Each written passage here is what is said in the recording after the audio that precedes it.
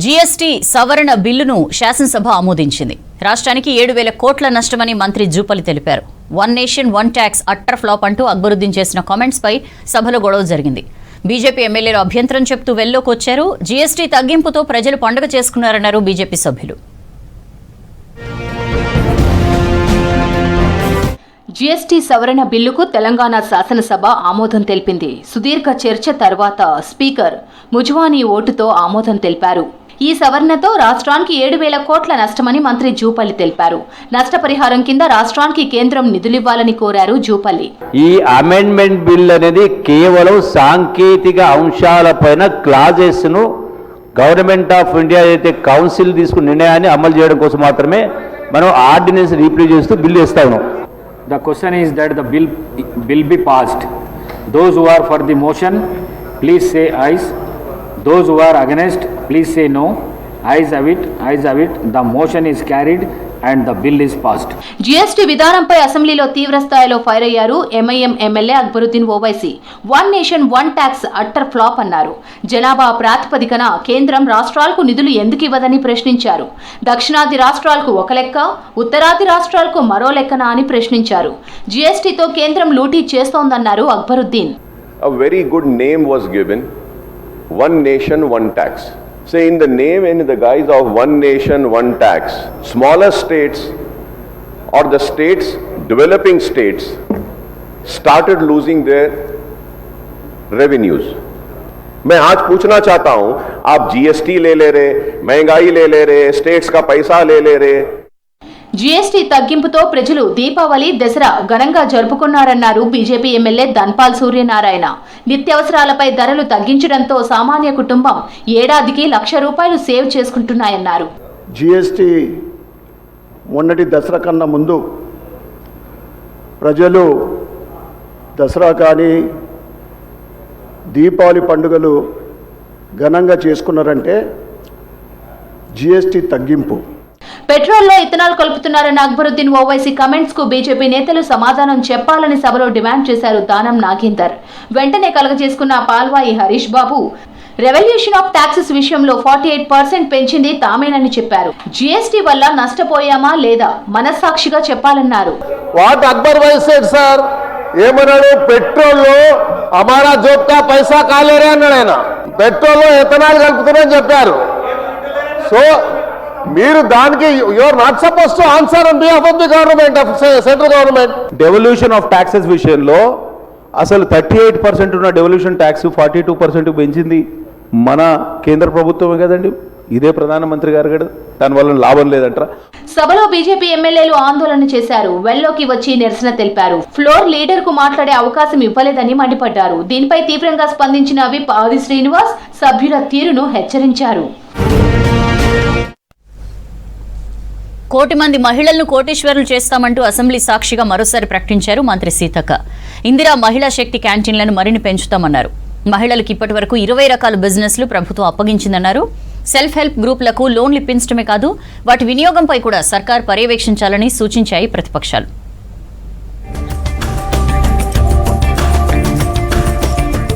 Assembly సమావేశాలు వాడివేడిగా కొనసాగాయి. రాష్ట్ర వ్యాప్తంగా ఇందిరా క్యాంటీన్లు ఏర్పాటు చేస్తామన్నారు మంత్రి సీతక్క. దశలవారీగా క్యాంటీన్లను విస్తరిస్తామన్నారు. సెక్రటేరియట్లోనూ మహిళా సంఘాలతో క్యాంటీన్లు పెట్టించామన్నారు మంత్రి. యాదగిరిగుట్టలోనూ ఇందిరా క్యాంటీన్లను ఏర్పాటు చేయాలని మంత్రిని కోరారు ప్రభుత్వ విప్ బీర్ల ఐలయ్య.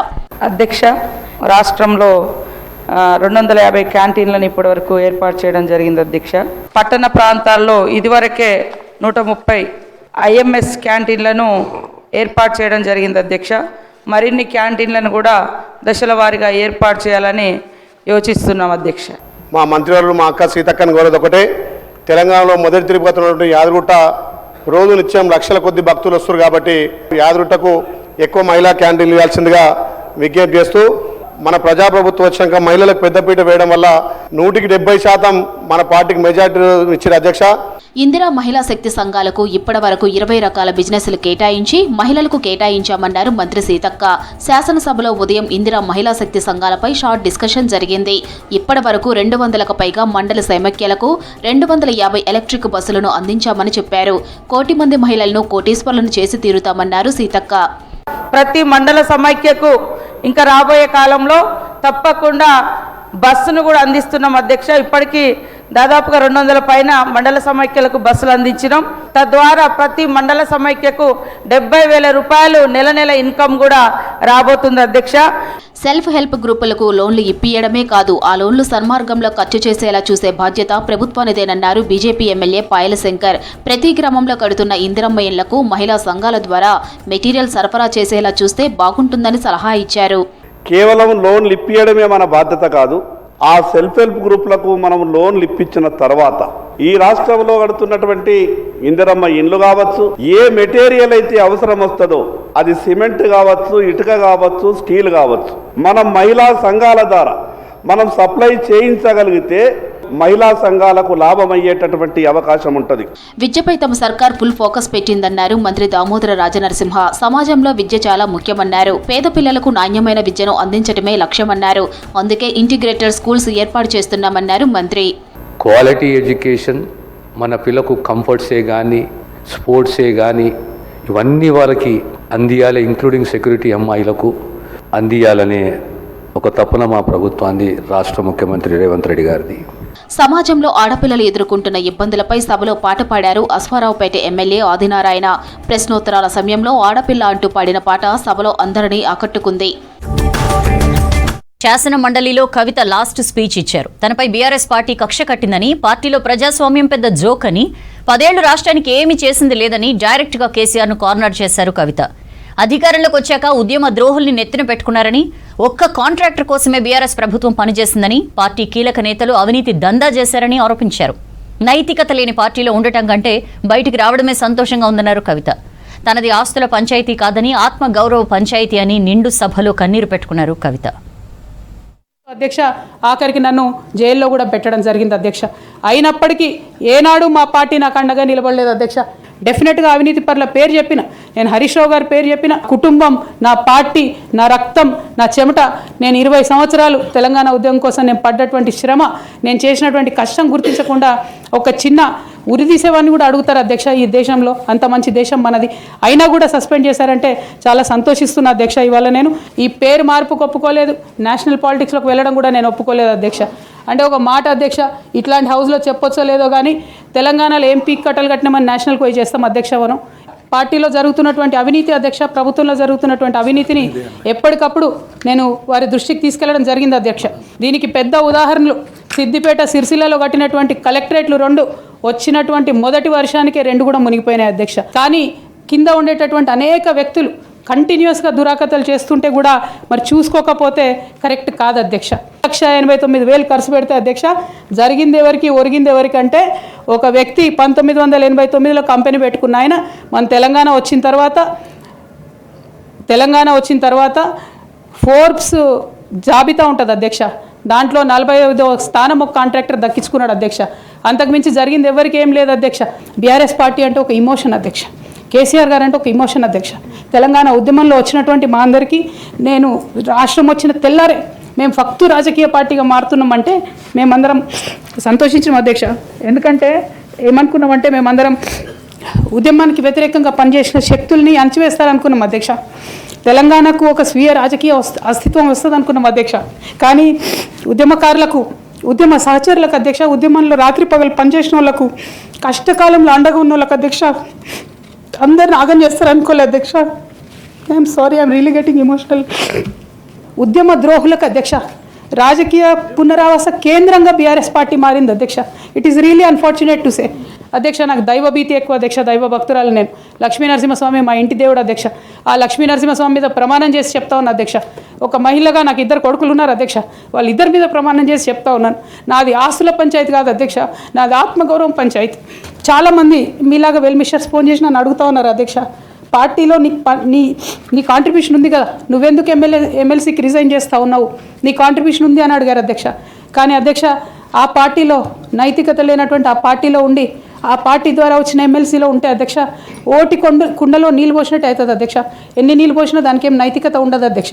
ఆ నైతికత కోల్పోయిన బీఆర్ఎస్ పార్టీలో నేను ఉండదలుచుకోలేదు అధ్యక్ష. I'm really not able to fulfil my role as an MLC or any public representative అధ్యక్ష. కాబట్టి నేను ఆ పార్టీలో కానీ ఆ పార్టీ ద్వారా వచ్చిన పదవిలో నేను ఉండదలుచుకోలేదు అధ్యక్ష. అధ్యక్ష నిజంగా ఇవాళ నేను ధైర్యంగా చెప్తా ఉన్నా, ఆ constitution of BRS party is a joke అధ్యక్ష. ఏమి ఉండదు అందులో. అసలు పోయిన కమిటీ ఎప్పుడు వేసిర్రంటే ఎవరికి కూడా గుర్తుండదు అధ్యక్ష. నన్ను సస్పెండ్ చేసే ముందు డిసిప్లినరీ యాక్షన్ కమిటీ అని సడన్గా రాత్రికి రాత్రి పుట్టుకొచ్చింది అధ్యక్ష. పుట్టుకొచ్చి నన్ను సస్పెండ్ చేశారు అధ్యక్ష. ఎటువంటి పద్ధతి లేదు అధ్యక్ష. ఒక పార్టీ నడిపే పద్ధతి డెఫినెట్గా ఇది కాదు అధ్యక్ష. బీఆర్ఎస్ పార్టీ నుండి ఎటువంటి నైతికత లేనటువంటి బీఆర్ఎస్ పార్టీ నుండి దూరం అవుతున్నందుకు ఇవాళ నేను చాలా సంతోషిస్తున్నాను. రాష్ట్రంలో పొగమంచు బీభత్సం సృష్టిస్తోంది. చలి తగ్గినా దట్టమైన పొగమంచు కురుస్తుండటంతో ప్రజలు ఇబ్బంది పడుతున్నారు.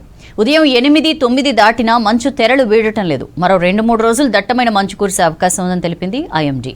సాధారణ ఉష్ణోగ్రతలు నమోదవుతాయని, కానీ పొగమంచు తీవ్రత ఎక్కువగా ఉంటుందని ప్రకటించింది.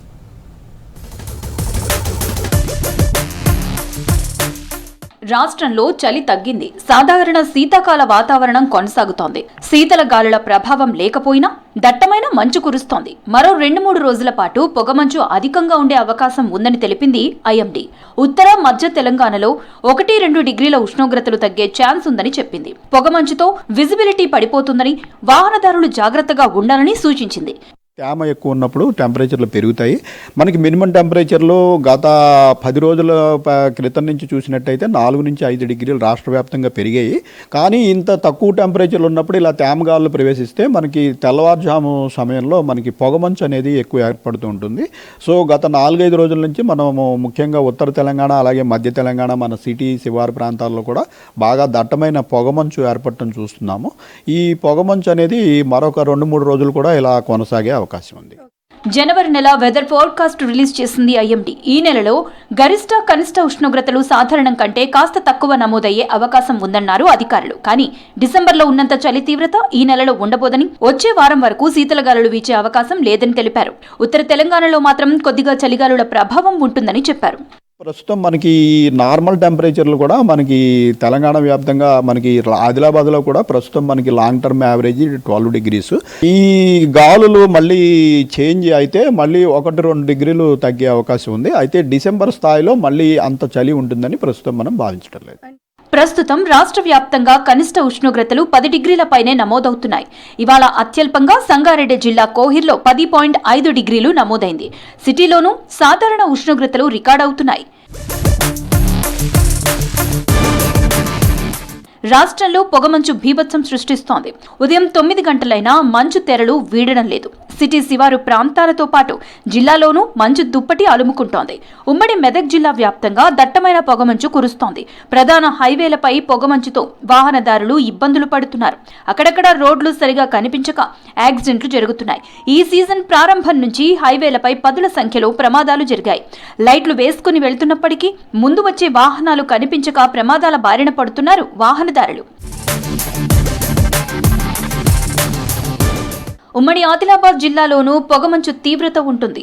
ఆదివాసీ గూడాలను మంచు దుప్పటి కప్పేస్తోంది. ఆదిలాబాద్, నిర్మల్, కొమరంభీం జిల్లాల్లో జాతీయ రహదారులపై వాహనదారులు భయంతో ప్రయాణం కొనసాగిస్తున్నారు.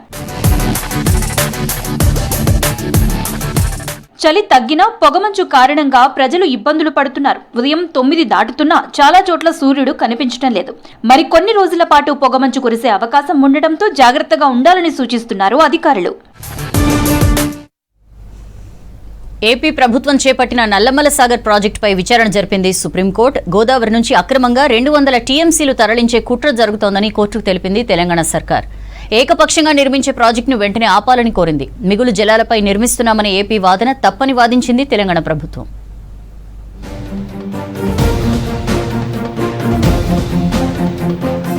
ఏపీ ప్రభుత్వం చేపట్టిన నల్లమల సాగర్ ప్రాజెక్టుపై సుప్రీంకోర్టులో గట్టిగా వాదనలు వినిపించింది తెలంగాణ ప్రభుత్వం. ఏపీ ప్రభుత్వం అక్రమంగా గోదావరి నుంచి 200 టీఎంసీల నీటిని తరలించే కుట్ర చేస్తోందని వివరించింది. ఏకపక్షంగా పోలవరం ప్రాజెక్టు నుంచి నీటిని మళ్లించే ప్రాజెక్టుని వెంటనే ఆపాలని కోరింది. తెలంగాణ తరపున అడ్వకేట్ అభిషేక్ సింఘ్వి వాదనలు వినిపించారు.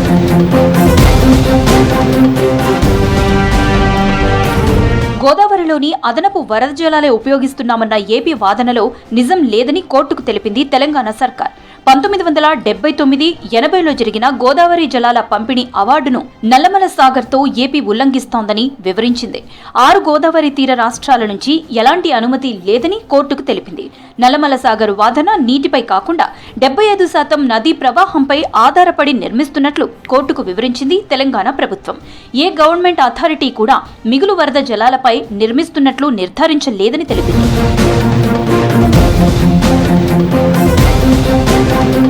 నల్లమల సాగర్తో తెలంగాణకు తీవ్ర అన్యాయం జరుగుతుందని సుప్రీంకోర్టుకి తెలిపింది రాష్ట్ర ప్రభుత్వం. తెలంగాణలో గోదావరిపై చాలా ప్రాజెక్టులు నిర్మాణంలో ఉన్నాయని చెప్పింది. నల్లమల సాగర్కి అనుమతిస్తే తెలంగాణ వాటా అయిన 968 టీఎంసీలు ఉపయోగానికి అడ్డంకిగా మారుతుందని వివరించింది. వరద జలాలు అనేవి ఎగువ రాష్ట్రాల కేటాయింపుల్లో ఉపయోగించని భాగం మాత్రమేనని, ప్రస్తుతం ఎగువన ఉన్న ప్రాజెక్టులు పూర్తి కాకముందే వరద జలాలు ఎలా గుర్తిస్తామని కోర్టుకు తెలిపింది తెలంగాణ సర్కార్.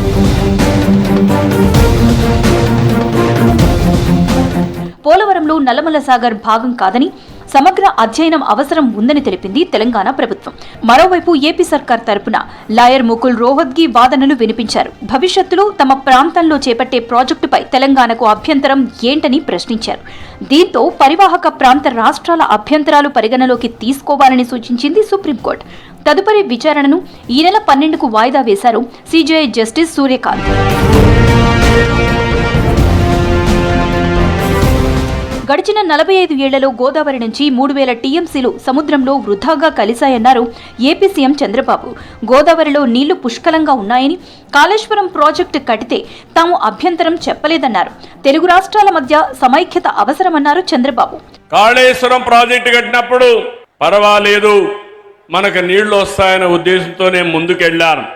తెలంగాణలో గోదావరి నీళ్లు కూడా వాడుకోవాల్సిన అవసరం ఉంటే వాడుకోవాలి. తెలుగు రాష్ట్రాల మధ్య విద్వేషాలు కాదు, సమైక్యత అవసరం. ఒకరినొకరు అర్థం చేసుకోవాల్సిన అవసరం ఉంది. నదీ జలాలపై ఉభయ రాష్ట్రాల ముఖ్యమంత్రులు కూర్చుని మాట్లాడుకోవాలని సూచించారు సిపిఐ సీనియర్ నాయకులు నారాయణ. 2 రాష్ట్రాల ప్రజల శ్రేయస్సును దృష్టిలో పెట్టుకుని ఇద్దరు ముఖ్యమంత్రులు వ్యవహరించాలని సూచించారు. నదీ జల వ్యవహారం కోర్టులో తేలదు. 4 గోళ్ల మధ్య ఇద్దరు ముఖ్యమంత్రులు కూర్చొని చర్చించి అవసరం ఎక్స్పర్ట్ సలహా తీసుకొని ఒక నిర్దిష్ట స్వరూపంతో తెలుగు రాష్ట్ర ప్రజానీకం బాగుపడాలి.